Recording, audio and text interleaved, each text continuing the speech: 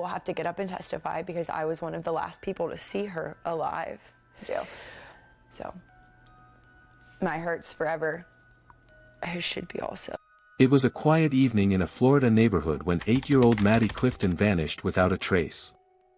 For 6 days, her community searched desperately, only to uncover a chilling secret hiding in plain sight.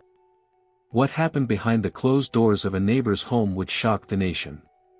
Before we begin, make sure you subscribe to Noir Crime 88. We upload a brand new true crime story every second day, and you won't want to miss what's coming next.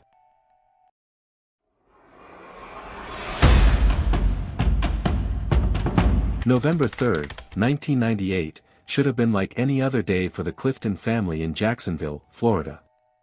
The streets of their neighborhood were filled with the sound of children playing, laughter echoing between the houses, and families preparing for the evening.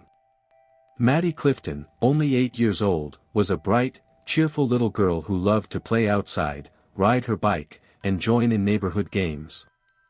That afternoon, Maddie went outside to play baseball with friends. It was the kind of innocent pastime that defined childhood. But as night began to fall, Maddie's parents realized she hadn't returned home. At first, they thought maybe she was still playing nearby. Soon, panic began to set in. Within hours, neighbors, police officers, and volunteers launched a search effort. Flyers were printed, dogs were brought in, and the Clifton family clung to hope. But the more time passed, the more the fear grew. This wasn't just a child running late for dinner. Something was terribly wrong. What nobody knew was that Maddie's body was less than 100 feet from her front door, hidden in a place where no one thought to look, a place connected to a boy her family trusted. Maddie Clifton lived in a close-knit neighborhood with her parents and older sister. She was the kind of child everyone loved, playful, friendly, and full of energy. Her neighborhood was considered safe. Parents let their children ride bikes, play ball, and roam between yards without constant supervision. Just across the street lived 14-year-old Joshua Phillips. On the surface, Joshua seemed like a typical teenager, quiet, reserved, a boy who enjoyed playing video games and baseball. His parents were strict, especially his father, who was known for being controlling and having a volatile temper. Joshua often kept to himself, and though he played with the neighborhood kids, he didn't seem to have close friendships. Still, in the world of suburban Jacksonville, he was just another boy in the neighborhood. Maddie had no reason to fear him. In fact, children trusted him, and parents saw no danger in him joining their games. That trust was tragically misplaced. Beneath Joshua's quiet demeanor was a storm of fear, secrecy, and disturbing impulses. What happened on the afternoon of November 3 was not a random act, it was a horrifying collision of opportunity, panic, and violence. This wasn't just the story of a missing child. It would become one of the most infamous juvenile murder cases in American history. One that forced communities to rethink what evil can look like, and how it can hide behind the face of a boy next door. On the afternoon of November 3, 1998, Maddie left home to play outside. She was excited to join in a neighborhood game of baseball, and like most children her age, she thought little of time passing. At some point during that game, Maddie crossed paths with Joshua Phillips. According to later accounts, she had been playing with friends when her ball rolled near Joshua's yard. She approached him, and he invited her inside. What happened next remains one of the most disturbing parts of the case. Joshua would later tell investigators that he panicked when Maddie came into his room. He feared his father would return home and punish him for having a girl in the house. That fear, combined with his inability to control the situation, set off a chain of violence. He struck Maddie in the head with a baseball, causing her to cry out. Afraid his father would hear, Joshua dragged her into his room and attempted to quiet her. In a frenzy, he attacked her, stabbing her multiple times with a knife and eventually strangling her. The brutality was staggering, not just because of his age but because of the desperation with which he carried it out. When the violence ended, Maddie was dead. Joshua, now faced with the unimaginable, tried to hide what he had done. He placed Maddie's body under his waterbed, sealing the crime in the very room where he slept each night. For the next 6 days, Maddie's family, friends, and community searched tirelessly. Her face was plastered on missing person posters. Her parents made emotional pleas on television, begging for their daughter's safe return. Meanwhile, Joshua lived a double life. He joined search parties, acted normal around neighbors, and pretended to sympathize with the Clifton family. All the while, Maddie's body remained hidden under his bed, decomposing just feet away from where he sat, slept, and played video games. The thought of a boy living comfortably in the same room where he had hidden a murdered child is almost impossible to comprehend. Yet Joshua maintained the lie, even as police scoured the neighborhood. It was deception at a level no one expected from a 14-year-old. But lies have a way of unraveling. And Joshua's secret wouldn't stay hidden for long. From the moment Maddie was reported missing, police treated the case with urgency. They organized search parties, combed nearby woods, and questioned neighbors. The Clifton home became the center of frantic activity, with volunteers and officers moving in and out around the clock. Joshua's family lived directly across the street, and like many others, they were interviewed. Police even searched the Phillips home, but they didn't look under the waterbed. At the time, there was no reason to suspect Joshua. He seemed cooperative, shy, and far removed from suspicion. But as days went on, suspicion grew in subtle ways. Neighbors noted Joshua acting oddly. While others were desperate and panicked, he remained unusually calm. Some even noticed a foul smell coming from his room, though at first they chalked it up to teenage messiness.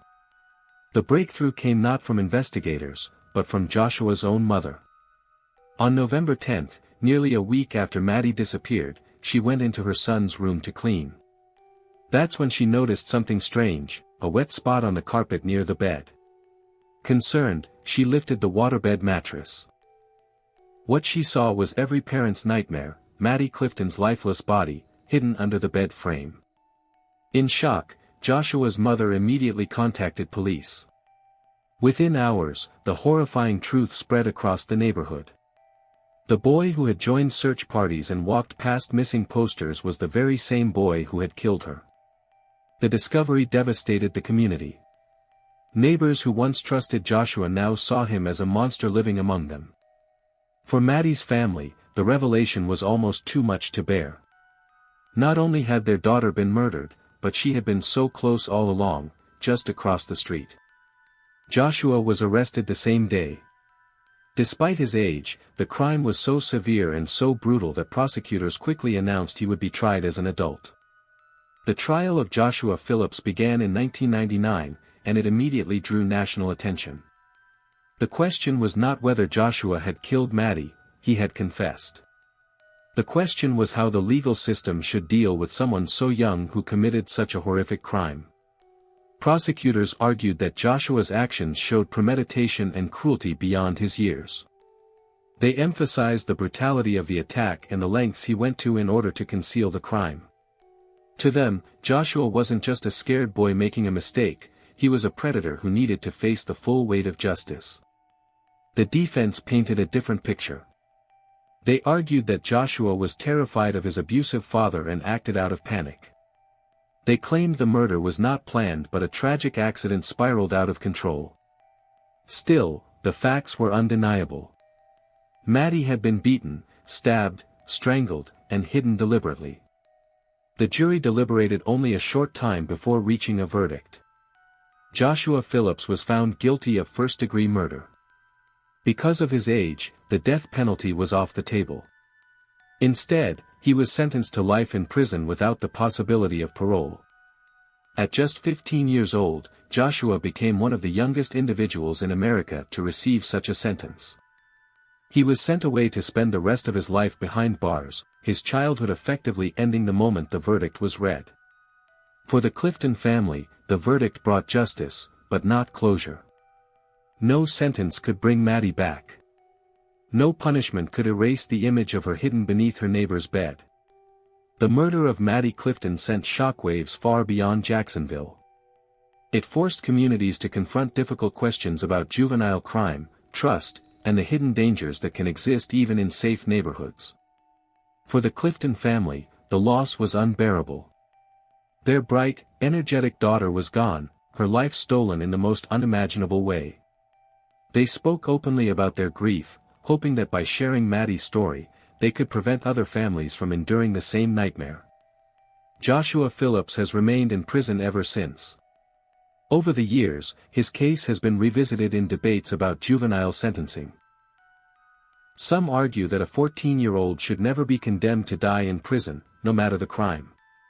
Others insist that the brutality of his actions justifies the harshest possible punishment. Courts have upheld his sentence, though legal challenges continue to surface as laws about juvenile offenders evolve. Maddie's story continues to be remembered in documentaries, articles, and discussions about child safety. For those who lived through the search and the trial, the memory is still raw. The idea that evil could hide in the room of a boy across the street is something that changed the way parents watch their children and the way communities think about safety. In the end, Maddie Clifton's murder is more than a case. It is a reminder of innocence lost, of trust betrayed, and of how tragedy can strike even in the most ordinary places. Maddie Clifton's life was short, but her story has left a lasting mark. She reminds us all of the fragility of childhood and the importance of staying vigilant, even when danger seems unthinkable. The case of Joshua Phillips stands as one of the most haunting examples of how violence can come from where we least expect it. If this story moved you, help us keep Maddie's memory alive. Subscribe to Noir Crime 88, where we share true crime stories every second day, stories that matter, stories that deserve to be told.